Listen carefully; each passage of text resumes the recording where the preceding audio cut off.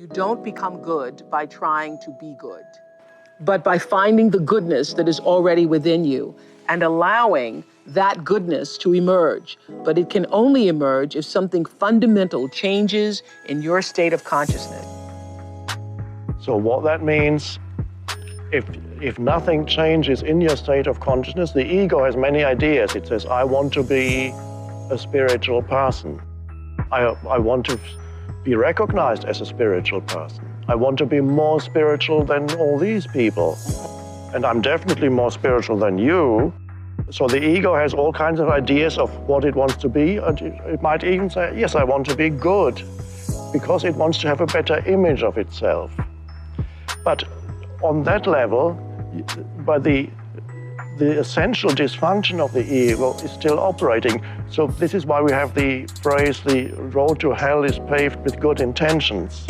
Because no matter how good your intentions are, when you're still trapped in the ego, it will always take you into conflict eventually. So you have to go deeper beyond the realm of opposites where there's good and bad, and reach a place within yourself that is unconditioned, that is what I sometimes call the formless, expressed beautifully in the Old Testament in the little saying, be still and know that I am God.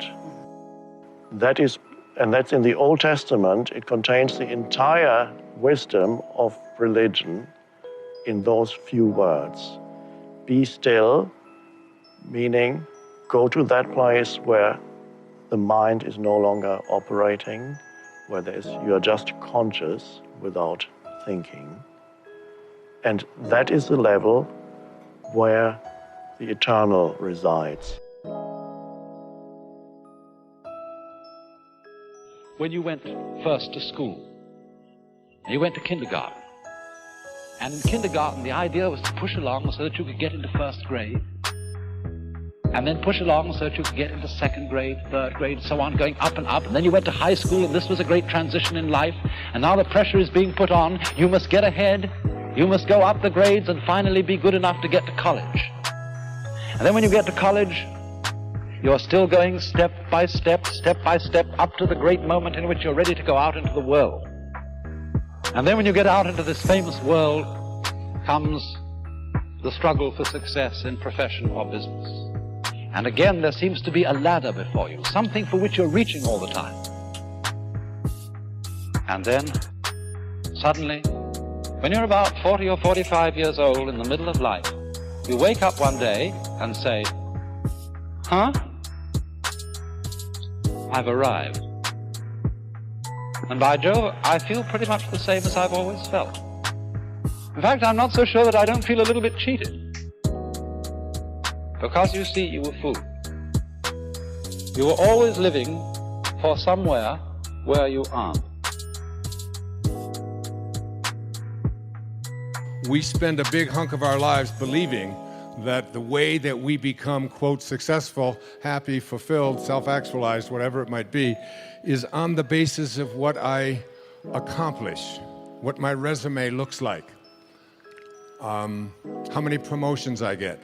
And so we send our children off to school and we ask them to learn to identify themselves on how much they get and what they accomplish. Your grades become more important than what it is that you are studying. What you own, what clothes you wear, what labels you have, and so on. And we become obsessed with this kind of absurdity. And this is the false self at work.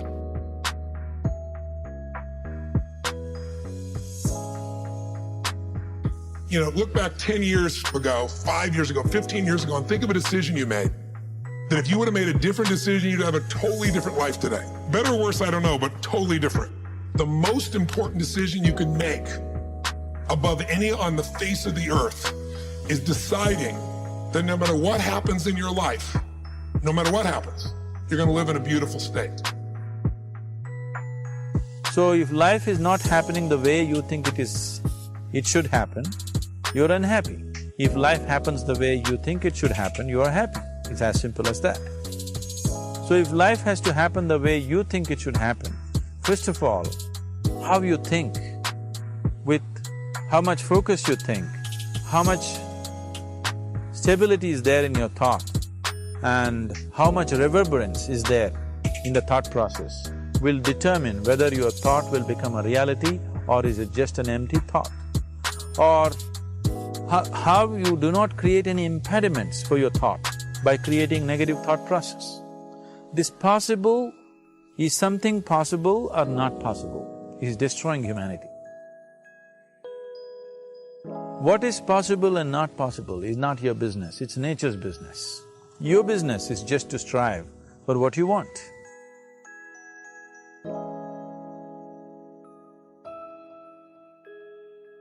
The decision to say, I am not gonna suffer, that if suffering arises, pain's one thing, suffering's another. Suffering is when you're like, suffering could be worry, it could be anger, it could be frustration, it's anything that takes you out of a beautiful state. And here's what people don't get. You can end suffering by stop focusing on yourself and focus on something you want to serve greater than yourself. Your children, your wife, your mission, your life. You can get out of it in an instant because the nature of the human mind is to constantly compare things. Your mind, your brain is a 2 million-year-old device, and it is not designed to make you happy. It's designed to make you survive. And that's why it's always looking for what's wrong. Life is supposed to be good, not just for some, but for all of you. And when it isn't, something has gone terribly wrong. And every single time, the thing that has gone terribly wrong is that an orientation or a perspective has been developed and practiced to the point that other evidence can't come in.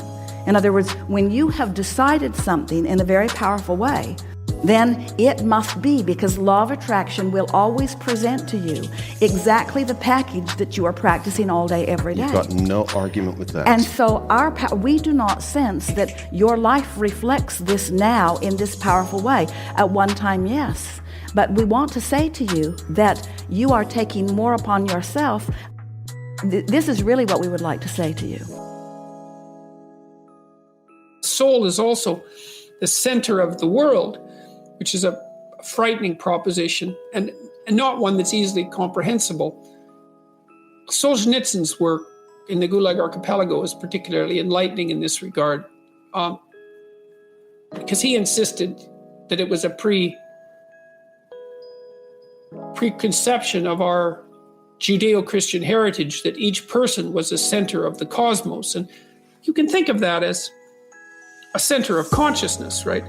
A center from which being itself is not only reflected, but also generated. And it was Solzhenitsyn's belief, and Dostoevsky's as well, and I think Jung would have been in accordance with this, and Nietzsche as well, for that matter, that in some manner that we don't fathom, because we don't understand the structure of the world very well, the outcome of the world is dependent on our choices, and equally on all of our choices.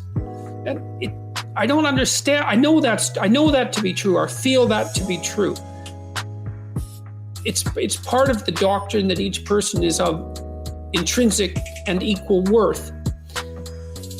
Part of that doctrine is that each person has intrinsic and equal responsibility, and that we're each capable of generating a fair bit of hell around us and for other people, but also capable of generating a tremendous amount of good. And that the fate of the world as it careens through eternity is actually a consequence of the ethical decisions of each of us. It's a terrifying idea. It's no wonder people flee from it into hedonism, let's say, and ideology, because it's very frightening possibility that the choices that you make day to day or fail to make have this profound and lasting effect on the structure of reality. But I don't really see any way out of that conclusion. Come up with 10 laws you are going to spend, or you're going to live the remainder of your life under. That could be one of the things I teach in my work, don't die.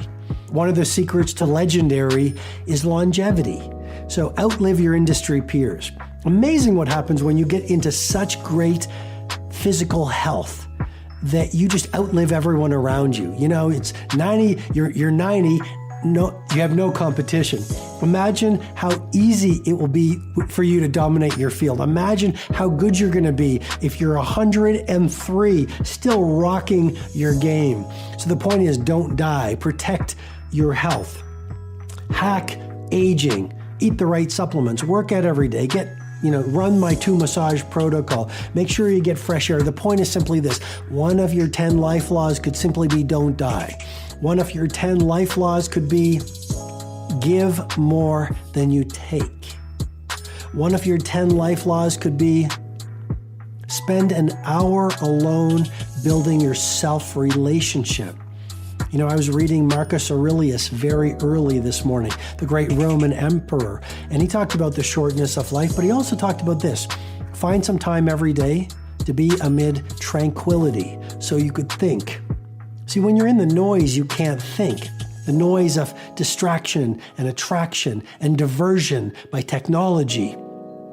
When you're alone, and I've found it's the best thing first thing in the morning, you can actually think about your values. And you can actually get to know yourself again. And you can actually breathe. And you can actually contemplate.